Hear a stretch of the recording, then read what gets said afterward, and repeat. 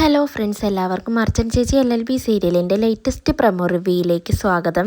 അങ്ങനെ ആര്യയും കൂട്ടുകാരും കൂടി പ്ലാൻ ചെയ്ത് രണ്ടു ഗുണ്ടകൾ ചേർന്ന് ചിന്നുവിനെ തട്ടിക്കൊണ്ടുപോവാനായി നോക്കുകയാണ്. എന്നാൽ ചിന്നു എങ്ങനെയൊക്കെയോ രക്ഷപ്പെട്ടുകൊണ്ട് ഒരു ബിൽഡിങ്ങിലേക്ക് ഓടിക്കയറുകയാണ്. എന്നാൽ അവിടേക്കും ആ രണ്ടു ഗുണ്ടകളും എത്തുകയാണ്. അവിടെ വെച്ച് JK അത് കണ്ട് ആ രണ്ടു ഗുണ്ടകളെയും തല്ലിച്ചതച്ച് ചിന്നുവിനെയും രക്ഷിച്ചുകൊണ്ട് JK താമസിക്കുന്ന ഹോട്ടൽ റൂമിലേക്ക് എത്തുകയാണ്. അങ്ങനെ JKയും ചിന്നുവും തമ്മിൽ സംസാരിക്കുന്നുണ്ട്. അവരങ്ങനെ കൂടുതൽ അടുക്കുകയാണ്. JK ആണെങ്കിൽ ചിന്നുവിനെ സ്വന്തം മോളെ പോലെയാണ് കാണുന്നത്. അതുകൊണ്ട് തന്നെ JKയുടെ ജീവിതത്തിലുണ്ടായ ആ തീരാ നഷ്ടങ്ങൾ ചിന്നുവിനോട് തുറന്നു പറയാണ്. ഇതുവരെ തന്റെ ജീവിതത്തിലുണ്ടായ അനുഭവങ്ങളൊന്നും വേറെ ആരോടും ഷെയർ ചെയ്യാത്ത JK ചിന്നുവിനോടെല്ലാം തുറന്നു പറയാണ്.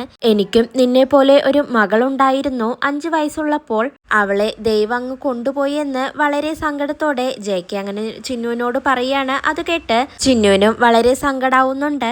പിന്നീട് തന്റെ സ്വന്തം മോളെ പോലെ തോന്നിയ ചിന്നുവിനെ JK അങ്ങനെ കവളിൽ പിടിച്ച് അങ്ങനെ നോക്കി നിൽക്കുകയാണ്. പിന്നീട് ആര്യയാണെങ്കിൽ ചിന്നുവിനെ കാണാത്തതിനെ തുടർന്ന് വേഗം തന്നെ ആകെ പേടിച്ച് വിറച്ച് വീട്ടിലേക്ക് എത്തുകയാണ്. വിജയ് ശങ്കർ ആണെങ്കിൽ ഫോണിൽ അങ്ങനെ സംസാരിച്ചുകൊണ്ട് നിൽക്കുകയാണ്. അടുത്ത് തന്നെ ചന്ദ്രയും ഇതെല്ലാം കേട്ടുകൊണ്ട് അങ്ങനെ നിൽക്കുന്നുണ്ട്. അവരങ്ങനെ നിൽക്കുമ്പോഴാണ് ആര്യ അങ്ങോട്ടേക്ക് വെപ്രാളപ്പെട്ടുകൊണ്ട് ഓടി വരുന്നത്. ആര്യ അങ്ങനെ ചിന്നുവിന്റെ കാര്യം പറയാൻ തുടങ്ങുമ്പോഴേക്കും ചിന്നുവിന് എന്തോ പറ്റിയിട്ടുണ്ടെന്ന് വിജയ് ശങ്കറിന് മനസ്സിലാവുകയാണ്. ആകെ ടെൻഷനോടെ വിജയ് ശങ്കർ ആര്യയോട് ചോദിക്കുന്നുണ്ട്, എന്താണ് ആര്യ, ചിന്നുവിന് എന്തു പറ്റിയെന്ന് ചോദിക്കുമ്പോൾ ആര്യ പറയുന്നുണ്ട്, ചിന്നുവിനെ 2 ആൾക്കാർ ചേർന്ന് തട്ടിക്കൊണ്ടുപോയി എന്നങ്ങനെ പറയുമ്പോൾ ഇത് കേട്ട് ചന്ദ്രയും വിജയ് ശങ്കറും ആകെ ഷോക്കാവുന്നുണ്ട്.